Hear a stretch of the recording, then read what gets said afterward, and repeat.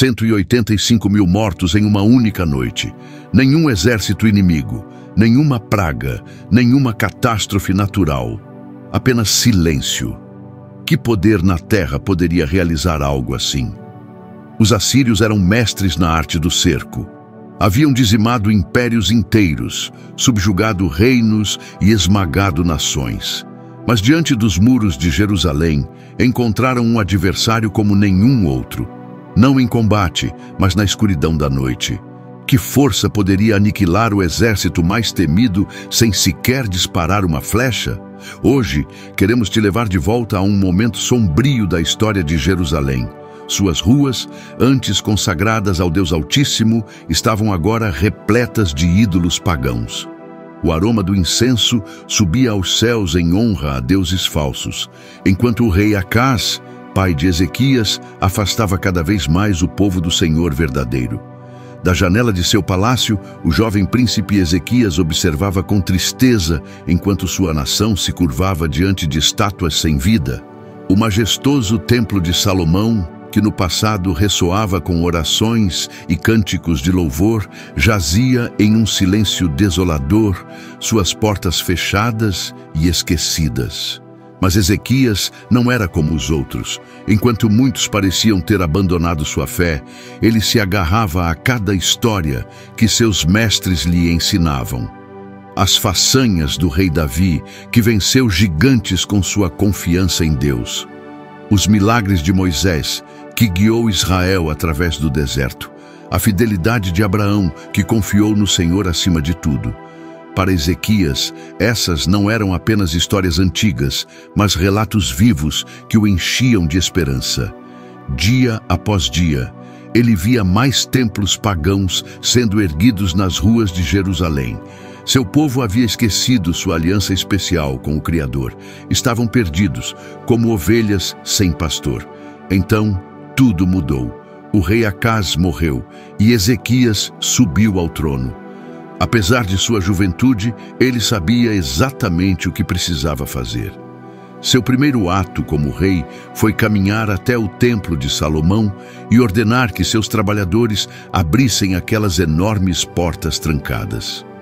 O povo observava com admiração, enquanto seu novo rei tomava uma decisão ousada.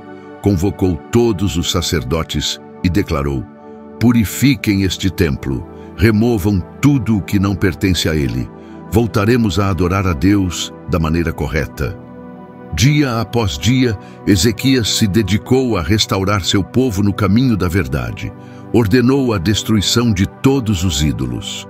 O som de martelos ecoou por toda Jerusalém enquanto as imagens dos falsos deuses eram despedaçadas e reduzidas a pó. Mas Ezequias não queria apenas livrar sua terra da idolatria, queria reacender a fé no coração do povo. Lembrou-lhes da aliança sagrada com Deus e das promessas feitas a seus antepassados. Pouco a pouco, a consciência espiritual de Judá começou a despertar. O templo voltou à vida. Seus corredores, mais uma vez, se encheram de louvores e orações. As ofertas certas foram restauradas no altar. A alegria renasceu em Jerusalém quando a verdadeira adoração foi restabelecida. Mas nem todos estavam satisfeitos com essa mudança. Longe dali, no norte, o exército mais implacável que o mundo já conhecera se preparava para marchar. Os assírios ouviram falar do jovem rei que ousava desafiar as tradições e trazer seu povo de volta a Deus. Eles haviam conquistado reinos inteiros sem dificuldade. E agora seus olhos estavam fixos em Jerusalém. O que Ezequias fez foi corajoso, mas sua fé estava prestes a ser testada como nunca antes. Uma tempestade estava a caminho, e com ela vinha o exército mais impiedoso que o mundo já viu. Os assírios não eram meros guerreiros, eram como um furacão de destruição, devastando tudo em seu caminho. Quando marcharam, o solo tremeu sob os pés de milhares de guerreiros. Eles não eram soldados comuns, eram uma máquina de guerra imparável, treinados para conquistar qualquer terra que desejassem. Imagine isto, torres de cerco gigantes, tão altas quanto as árvores, avançando sobre rodas maciças em direção aos muros da cidade. Mas essas não eram torres comuns, eram fortalezas móveis, verdadeiras casas de batalha sobre rodas. Do alto, os arqueiros assírios disparavam sem cessar, transformando o chão em uma tempestade mortal de flechas. Sua arma mais temida era o ariete, um tronco colossal com uma cabeça de metal em forma de carneiro. Golpeava as muralhas repetidamente, sem descanso, sem piedade, até que as pedras se despedaçavam como se fossem papel. Mas os assírios sabiam que não bastava destruir muros. Eles precisavam quebrantar o espírito das pessoas. Antes de atacar, enviavam emissários para contar histórias aterrorizantes sobre as cidades que já haviam devastado. Muitas se rendiam sem lutar, apenas ao ouvir esses relatos de horror. Seu exército era uma engrenagem perfeitamente organizada. Tinham soldados especializados na construção de pontes e estradas. Outros eram mestres em cavar túneis sob as muralhas inimigas. Alguns, inclusive, sabiam como desviar rios para inundar cidades ou cortar seu suprimento de água. Quando os assírios cercavam uma cidade, não apenas a atacavam, eles a sufocavam. Nada entrava, nada saía. Sem comida, sem água, sem mensageiros. Cercavam a cidade com acampamentos, deixando claro que não iriam embora até que tudo estivesse reduzido a ruínas.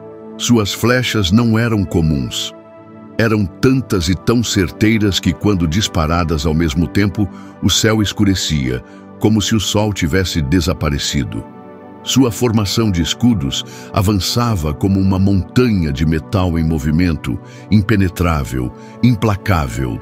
Os assírios se orgulhavam de espalhar o medo. Esculpiam suas conquistas em pedra, garantindo que o mundo inteiro soubesse o que acontecia com aqueles que ousavam resistir.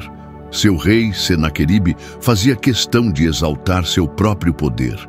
Registrava suas vitórias em tábuas de argila, proclamando como era fácil para seu exército subjugar qualquer inimigo. Ele se autodenominava o Grande Rei, o Rei do Mundo. Agora, imagine estar em Jerusalém e ouvir que esse exército invencível estava vindo em sua direção. O mesmo exército que já havia esmagado o reino do norte de Israel. O mesmo exército que havia destruído centenas de cidades. O mesmo exército que jamais havia sido derrotado. Era isso que o rei Ezequias e seu povo estavam prestes a enfrentar. E o que aconteceu em seguida surpreenderia a todos. Até mesmo os mais poderosos. Os rumores se espalharam por Jerusalém. Eram sussurrados com medo em cada canto. Como podemos lutar contra um inimigo assim? Mas Ezequias não estava disposto a se render. Ele sabia que os assírios viriam e já tinha um plano. Seu primeiro passo, fortalecer as muralhas. Convocou todos os trabalhadores da cidade. Precisamos de muros mais altos, mais espessos, mais fortes. O som de martelos e cinzéis encheu o ar. Do amanhecer ao anoitecer, os operários trabalhavam sem descanso, apressando-se para concluir tudo antes da chegada do inimigo. Mas Ezequias sabia que os muros, sozinhos, não seriam suficientes. Em um cerco prolongado, precisariam de algo ainda mais essencial: água. O problema era grave. A principal fonte de água da cidade estava fora das muralhas. Se os assírios os cercassem, o abastecimento seria cortado. Foi então que Ezequias teve uma ideia ousada. Ordenou que seus homens escavassem um túnel secreto. Mas esse não era um túnel qualquer. Era uma verdadeira obra-prima da engenharia, escavado na rocha sólida, estendendo-se por mais de 500 metros. Um corredor oculto que garantiria a sobrevivência de Jerusalém quando a tempestade finalmente chegasse. Os trabalhadores começaram a cavar dos dois extremos, na esperança de se encontrarem no centro.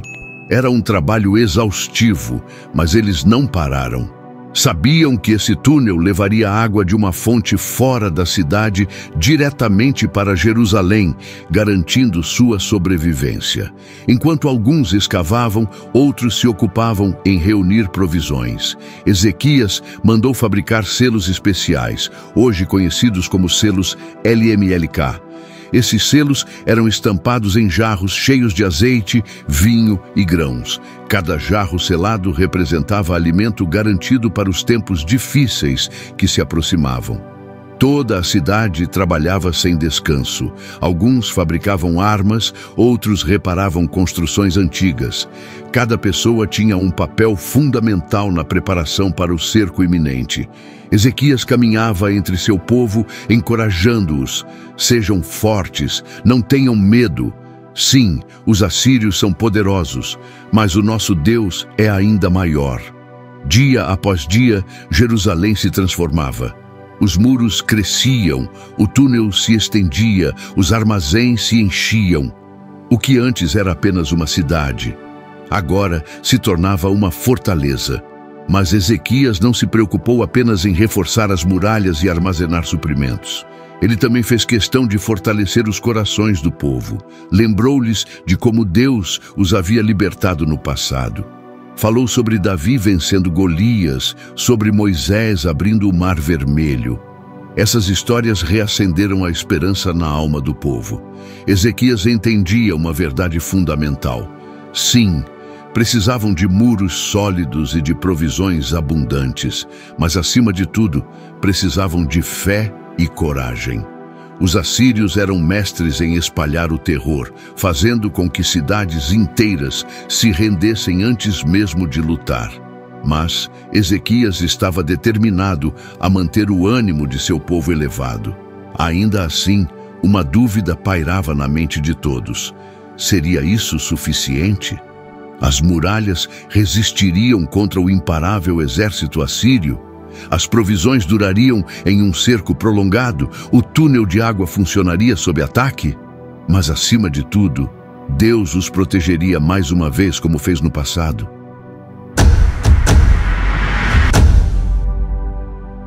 Então, o dia temido chegou. O chão tremeu sob os pés de milhares de soldados assírios que marchavam em direção a Jerusalém.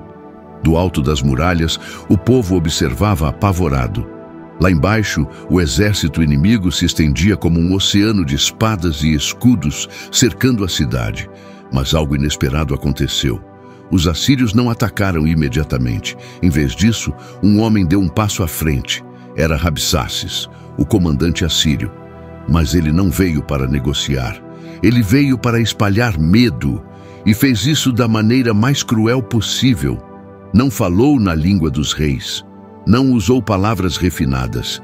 Ele gritou em hebraico para que todos nos muros pudessem entender. Escutem, povo de Jerusalém, bradou. Por que confiam no seu rei Ezequias? Ele não pode salvá-los. E não pensem que o seu Deus os ajudará. Não, Deus nunca impediu o exército assírio. Então, zombou do exército de Jerusalém. Vamos fazer um trato, disse com um sorriso sarcástico. Vou lhes dar 2.000 cavalos, se conseguirem encontrar homens suficientes para montá-los. Ele sabia que essas palavras fariam o povo se sentir fraco e desesperado. E então tentou seduzi-los com uma falsa promessa. Se renderem agora, levaremos vocês para uma terra maravilhosa, um lugar cheio de comida, com vinhedos e rios. Vocês poderão viver lá, em vez de morrer aqui. O silêncio tomou conta de Jerusalém. O povo tremia diante das palavras de Rabsaces, mas Ezequias sabia. O momento decisivo estava chegando. Por trás dos muros, o medo começou a se espalhar. O povo tremia ao ouvir as palavras de Rabsaces. Alguns começaram a se perguntar, e se ele estivesse certo? E se render fosse a melhor opção? O pânico se espalhou pela cidade como uma nuvem escura. Quando o rei Ezequias ouviu essas palavras, sentiu uma dor profunda. Rasgou suas vestes e vestiu um cilício áspero, em sinal de luto. Mas, apesar da angústia, ele não desistiu. Em vez disso, fez algo sábio. Ezequias enviou mensageiros ao profeta Isaías. Isaías era o mensageiro especial de Deus. Ezequias precisava saber o que fazer. Toda a cidade esperou ansiosamente pela resposta do profeta. Quando Isaías falou, suas palavras surpreenderam a todos. "Não tenham medo", disse ele com firmeza. Deus ouviu como os assírios zombaram dele, e eles não vencerão esta batalha. Naquela noite, a escuridão cobriu Jerusalém. Do lado de fora dos muros, milhares de fogueiras assírias brilhavam como estrelas sobre a terra. Dentro da cidade, o rei Ezequias foi ao templo para orar. "Senhor", clamou, "só Tu és Deus. Por favor, ouve-nos, mostra a todos que Tu és o Deus verdadeiro." E então, aconteceu algo extraordinário. Os sons habituais do exército inimigo, as vozes, os passos, o barulho das armas, desapareceram. Um silêncio estranho e assustador tomou conta da noite. Quando o sol nasceu na manhã seguinte, o povo de Jerusalém olhou por cima dos muros. O que viram os deixou sem fôlego. O exército assírio não estava se preparando para atacar. Não se movia. Por todo o acampamento, 185.000 soldados assírios jaziam mortos. Mas não havia sinais de batalha, não havia feridas, não havia explicação. Algo aconteceu naquela noite, algo sobrenatural. Os rumores começaram a se espalhar por Jerusalém. "Um anjo", sussurravam. "O anjo do Senhor veio durante a noite." O mesmo anjo que havia realizado milagres no passado tinha retornado. Alguns diziam que uma doença misteriosa matou o exército. Outros acreditavam que foi o mesmo anjo que feriu o Egito na noite da Páscoa, mas todos concordavam em uma coisa: somente Deus poderia ter feito algo tão incrível. Os poucos soldados assírios que sobreviveram fugiram apavorados, e seu rei, Senaqueribe, o homem que havia se orgulhado de seu poder, voltou para Nínive humilhado. Mas nem lá escapou do julgamento de Deus. Algum tempo depois, enquanto orava ao seu falso Deus, seus próprios filhos o assassinaram com espadas. O rei que desafiou o Deus verdadeiro teve um fim trágico. Jerusalém estava salva. O povo saiu às ruas para dançar e cantar louvores a Deus. Ezequias confiou no Senhor, e Deus o salvou de maneira milagrosa. Essa história do anjo misterioso se tornou lendária. Mostrou que nenhum exército, por mais poderoso que seja, pode resistir ao poder de Deus. Mas espere um momento. O anjo que derrotou 185.000 soldados em uma única noite deve ter sido incrivelmente poderoso. Mas você sabia que esse foi apenas um dos muitos anjos que Deus enviou para ajudar seu povo? Pense nisso. Se um único anjo foi capaz de destruir o maior exército do mundo, o que poderiam fazer 7 anjos especiais? Isso mesmo, 7 arcanjos, cada um com uma missão dada por Deus. Alguns curam os doentes, outros lutam contra as forças do mal, e alguns trazem mensagens do céu. Mas aqui vem a parte mais surpreendente. O anjo que salvou Jerusalém poderia ter sido um desses 7. Quer saber qual deles? Bem, vamos te contar tudo sobre esses poderosos arcanjos. Você descobrirá qual deles é o mais temido de todos, quem traz cura para os enfermos e quais missões especiais Deus lhes confiou. Mas a melhor parte é esta: vamos revelar o que esses anjos farão no fim dos tempos. Então, clique no vídeo que está aparecendo na sua tela agora mesmo. Acredite, depois de conhecer seus poderes, você nunca mais verá os anjos da mesma forma. A história do rei Ezequias e a salvação milagrosa de Jerusalém nos ensina uma lição poderosa. Quando confiamos em Deus, Ele luta nossas batalhas. Os muros, os suprimentos e as armas eram importantes, mas o mais crucial era a fé. Os assírios eram fortes, mas Deus é mais forte. Hoje enfrentamos nossas próprias batalhas, medos, dúvidas, desafios. Mas assim como Ezequias, Podemos buscar a Deus em oração, confiar em suas promessas e esperar sua intervenção no momento perfeito, porque nenhum inimigo, por maior que seja, pode resistir ao poder de Deus. Chamada para a ação. Se você quer descobrir mais histórias ocultas, mistérios e revelações surpreendentes da Bíblia, inscreva-se agora nos Segredos Bíblicos. Aqui, desvendamos os enigmas das Escrituras, exploramos profecias e mostramos o incrível poder de Deus em ação. Não perca nosso próximo vídeo, porque o que está por vir vai te deixar sem palavras. Clique em inscrever-se e ative o sininho para não perder nada. Nos vemos no próximo Segredo Bíblico.